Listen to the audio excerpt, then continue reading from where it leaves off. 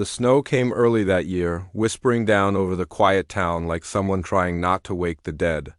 Every rooftop wore a crown of white, and even the old diner on the corner with its flickering neon sign and coffee that tasted like burnt second chances looked almost wholly in the hush of morning. Jack sat in his usual booth by the window, where the radiator ticked like a heart too tired to keep up. He stirred his black coffee slowly, watching it swirl into something that looked like a storm. He didn't speak much these days, didn't need to. The regulars had learned long ago that Jack wasn't angry, not exactly, just haunted in the kind of way you don't ask about. He was a man who kept his grief folded small, tucked inside his coat like a photograph he couldn't bear to burn. Outside, the wind tugged at everything that wasn't nailed down. A crumpled newspaper danced across the frozen sidewalk, headlines faded and forgotten. Somewhere, a church bell rang once, hollow and distant. Jack barely looked up when the door creaked open. He didn't have to. The cold that followed was different, not just winter. It was the kind of cold that came from someone caring more than they should. The waitress, Maggie, turned from the counter, pen behind her ear, eyebrows lifting in soft concern. That's when Jack finally glanced up. She was young. Maybe 30, maybe older. It was hard to tell with her so small in that worn-down wheelchair, wrapped in a too-thin sweater with sleeves that had given up years ago. Her fingers were red from the wind. Her face pale, drawn, and yet it was her eyes that stopped him, not because they were pleading, but because they just looked like they'd seen something once and never stopped seeing it. She rolled herself halfway into the diner, hesitated, then wheeled up slowly to Jack's table, past all the empty booths she could have chosen. She didn't ask his name. Didn't even greet him. Can I have your leftovers? She said. Not shy. Not bold, just dine, like someone asking what time it was. Jack stared at her, fork halfway to his mouth. She wasn't looking at the plate. She wasn't even looking at his face. Just beyond him. As if he was a window she could see through. He set the fork down, pushed the plate toward her. He hadn't touched the scrambled eggs. She took it with quiet hands, balancing it on her knees like something sacred. Then, without another word, she wheeled herself toward the farthest corner of the diner. Maggie came over, her voice low. You know her? Jack shook his head once. Should I call someone? No, you sure? She's not stealing, she asked. That was all he said. All he could say, because those eyes, they were too familiar. He'd seen eyes like that once, long ago, on a battlefield where no one wore uniforms and the enemy was silence. They belonged to a boy he couldn't save. A boy whose name had slipped through the cracks of his memory, but whose stare never did. He stayed longer than usual that morning. The girl ate like someone who'd learned to stretch hunger, slowly, methodically, as if chewing too fast might wake up something worse inside. When she was done, she wiped the plate with her sleeve, rolled back toward the door. She didn't say thank you. She didn't need to. As she passed his booth. She paused just once. Your hand's still shaking, she said, glancing at the fingers wrapped around his coffee cup. I used to watch. My dads do that after ... whatever happened. Then she was gone, swallowed by the cold. Jack stared at the door long after it stopped swinging. Outside. The snow had started again, only this time it didn't feel so quiet. Jack didn't see her for 2 days. Not in the morning. Not in the alley behind the diner. Not wheeling herself along the frozen sidewalks like a forgotten hymn, but her voice stayed. Your hand's still shaking. He had tried to forget that too, the tremor that came and went like an old ghost in his knuckles. Most days he hid it, in his pockets or under the table. But that morning she had seen right through him. Like a child pointing to a wound grown-ups had learned to ignore. By the third morning, Jack did something he hadn't done in years. He came early. Earlier than Maggie. Earlier than the cook who always smelled like onions and regret. He opened the diner doors and left them unlocked. Not for customers, for her, Snow whispered outside in flurries. He waited. Coffee cooled in his hands, Then, just as the sun began peeling itself from the horizon like an old scar opening, he saw her again, this time. She wasn't asking, she was just sitting outside, in the same wheelchair, in the same thin sweater. Head down, hands in her lap, breath fogging in slow bursts. He opened the door and stepped out. "You waiting for something?" he asked. She didn't lift her head. Just warming. Up, you look frozen. I'm not, she whispered. You look hungry. That too. Jack turned and disappeared inside. Came back with the same plate he ordered every morning, eggs, toast, sausage he never finished. But this time, he didn't hand it to her. He set it on the table inside. The one by the window. You eat. In here, she stared at him for a long time, and he saw it again, not fear, not pride. Just hesitation, like someone standing at the edge of a place they used to live in. Eventually she wheeled herself in, said nothing. Ate with the same quiet reverence. And when she was done, she didn't leave right away. She looked out the window, eyes drifting toward something far beyond the falling snow. You live around here? He asked gently. She didn't answer at first, then used to. Before. Mama left. And your dad? Her fork stopped mid-scrape. She set it down, hands trembling. He's not the same anymore.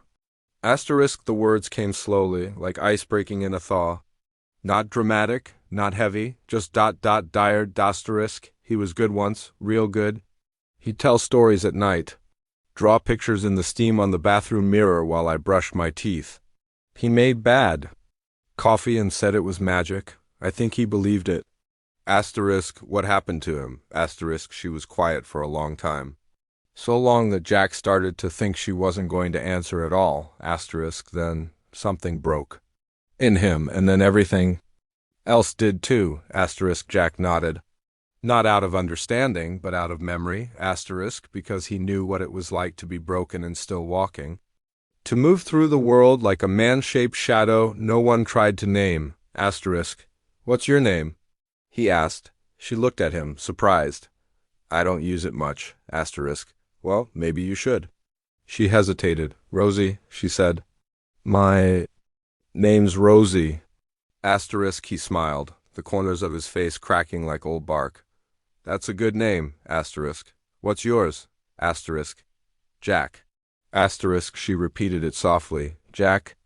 And then silence settled between them again, not cold.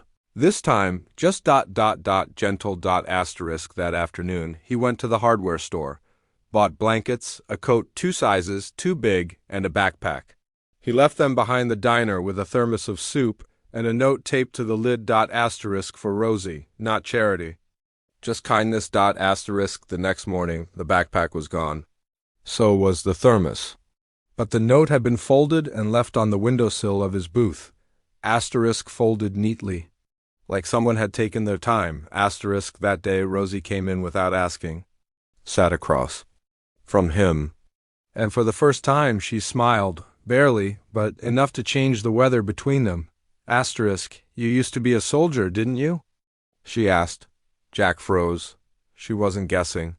She knew. What makes you say that? She tapped her temple lightly. My dad still talks like one, in his sleep.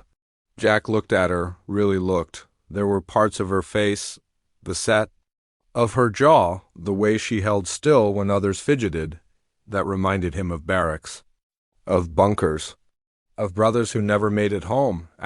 What happened to your legs? He asked, his voice barely more than breath. Rosie glanced down. Her fingers gripped the wheels of her chair. Fire, she said. A bad one, years ago. Dead. Pulled me out, but not fast enough. She said it like a line she'd repeated too many times. Like it wasn't a story, just a fact. Jack nodded slowly. But what he saw in her eyes wasn't just pain. It was guilt, and it wasn't hers. Asterisk, the snow kept falling, week after week, blanketing the town like a secret everyone agreed not to disturb. Jack began to keep a second cup of coffee across from him at the booth, even before she arrived. Sometimes she did. Sometimes she didn't, asterisk, but that cup never stayed cold for long, asterisk. Rosie had become part of the diner now. Not loud. Not noticed by most, but like the soft music playing from the broken jukebox, something steady in the background. She didn't ask for food anymore. She simply showed up. Jack would nod. She would sit. The ritual was quiet like prayer. She never asked for anything, but one day, she brought something, asterisk, a small battered envelope folded too many times. She slid it across the table without a word. Jack stared at it, then at her, asterisk, it's not for you, she said. Not really. He opened it slowly. Inside was a drawing, asterisk pencil, faint, smudged with fingerprints in time. A little girl with wild curls, standing in front of a house that looked like it had been held together by hope and duct tape. Next to her, a tall man, saluting with a crooked hand, wearing a smile that didn't reach his eyes, asterisk. That was my dad, Rosie said. Before, asterisk, Jack studied the image carefully. There was something raw in the lines. Something honest. The kind of truth kids draw. Because they don't know how to lie with art yet, asterisk. He was a medic, she said. In a place where nobody said thank you. He patched people up and called it mercy. But he couldn't fix himself when he came home. Jack looked at her, waiting. I used to think I could save him, she continued. Like if I stayed quiet enough, or got better grades, or didn't cry when he forgot to come back from the store. Asterisk, she paused. Then added, but I couldn't. Silence settled between them, soft and heavy. I know that feeling, Jack said. Rosie tilted her head. You do? Asterisk, he looked out the window. Snowflakes drifted like ash. He hadn't told this story in years, not out loud. Not even to himself, asterisk. There was a boy in my unit, he said slowly, barely 19. Bright-eyed, wrote poetry on the back of ration wrappers. Always the first to volunteer. He believed in the good in everything. Asterisk, what happened? Asterisk, Jack's voice turned to gravel. I sent him out on recon. Thought the area was clear. It wasn't. He didn't finish the thought. He didn't need to. Asterisk. Rosie's eyes were still, unblinking, listening the way only someone broken in the same places could. Asterisk, I kept thinking. Jack continued, if I'd gone instead, maybe. Asterisk, but. You didn't? She said gently. Asterisk, Jack nodded. I didn't.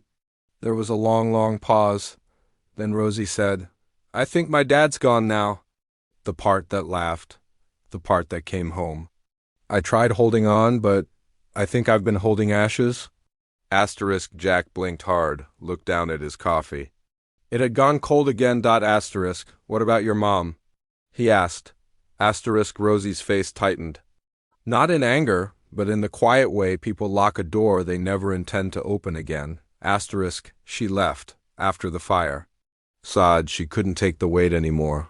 Sighed, she didn't want to watch us both burn from the inside out.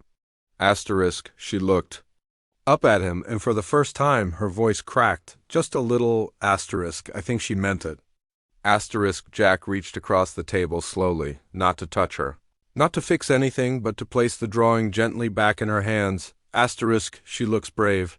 He said. Rosie tried to smile, failed, but something in her eyes changed. Like a candle, lighting behind a cracked pane of glass. Asterisk, the next morning. She didn't come, nor the one after. By the third day, Jack was at the edge of pacing. He asked Maggie if she'd seen her, asked the cook. Even went out back, where Rosie sometimes tucked herself between the dumpsters, out of the wind. Nothing. On the fifth day, he found the wheelchair, abandoned behind the church, its wheels dusted with snow. Asterisk, and underneath the seat, a crumpled letter, sealed with a smudge of dirt and tears. He didn't open it. Not yet. Asterisk, he just held it in his hands. Heart thundered against his ribs, like it was trying to remember how to feel everything at once. Asterisk. Jack sat on the back steps of the diner long after. The snow had stopped falling. The cold didn't bother him much anymore. Not the way it used to, asterisk, not after holding that letter for so long. His fingers began to memorize its folds like Braille, like it might whisper something if he only held still enough. Asterisk, the wheelchair sat beside him, one wheel bent slightly inward, as if even it had grown tired, silent, waiting, asterisk, the letter still wasn't open, asterisk, not because he was afraid of what it might say, but because part of him feared what it might end. The ritual, the warmth, the presence of her across the table. The second cup of coffee. Asterisk, eventually, the sky turned pale, like a bruise healing, and Jack unfolded the letter. There wasn't much on the page. Just 5 short lines, asterisk, but they felt like the weight of years. Dear Jack, asterisk, if you're reading this, it means I finally left. I had to, asterisk, he came back, my dad. Not like before, not healed, but different, softer, and he cried when he saw me. Really cried. The way someone does when they finally know what they broke. Asterisk, I'm going with him. Not because I trust him yet, but because I want to try it. Asterisk, thank you for the eggs, for the coat, for not asking me to explain. You never made me feel like a problem. Just a person. Asterisk, P.S. I kept the note you left with the soup. I folded it up and put it in my shoe. Because I've never been given kindness without a price before. You changed that. Jack read it twice. Then again, each word landed like snow. On old wood, soft, heavy, melting into something deeper than just ink. He didn't cry. Not quite. Asterisk. But something behind his ribs loosened. Asterisk, for the first time in years. He felt breath go all the way in. Asterisk, he looked out toward the street as headlights passed and someone laughed in the distance. Life moved on quietly, as it always had. But something in him felt still, steady. Asterisk, that night, for no real reason, he cleared the second cup from the table. Washed it, dried it, asterisk, but the next morning he still poured. 2. Habit, maybe. Hope, more likely. Weeks passed, winter began to wane. The snow turned to slush, and then to puddles that reflected back a world slowly thawing. Asterisk, Jack started leaving the front door of the diner open again. Even before Maggie arrived. The bell would chime gently with each customer, but every time he looked up, it wasn't them he expected. It was Rosie, but she didn't return, not for a long time, until one Saturday. Just as the first crocuses pushed through the frost outside the churchyard, the door opened, and Jack didn't even look up. Asterisk, until he heard a voice he knew in his bones. Asterisk, you still making terrible eggs? He turned, and there she was, asterisk, not in the wheelchair, standing, bracing herself on crutches, leaning against the doorway like someone trying not to cry. He didn't rush to her, just nodded once. Eyes wide, smile barely forming, asterisk, they're still awful, he said, but the coffee's better. Asterisk, she came to the table slowly. Sat across from him with her crutches resting against the wall. Asterisk, there were new scars on her arms. Her hair was longer. But her eyes, they were steady now, a little older. A little wiser, still rosy. She placed something on the table. Asterisk it was. The folded note he had once taped to the soup. Worn, faded, edges frayed. She slid it toward him, then smiled. Asterisk. I figured I'd return the favor, she said, and handed him a new note. Just one line, asterisk. You're not broken. Just rebuilding, asterisk, Jack. Held it in his hands like scripture. The diner was quiet, no music. No orders being called out, asterisk, just the sound of 2 people, once strangers, sitting in the warmth of a place that had held them both through their winters. Asterisk, he looked at her. Really looked, asterisk, and said softly, You ever need a place? This seat's always yours, she nodded, blinking quickly. I know. They didn't hug, didn't need to, asterisk, but they sat together for a long time, not talking much, watching the snow melt outside into tiny rivers that ran down the street, carrying winter away, one drop at a time, asterisk.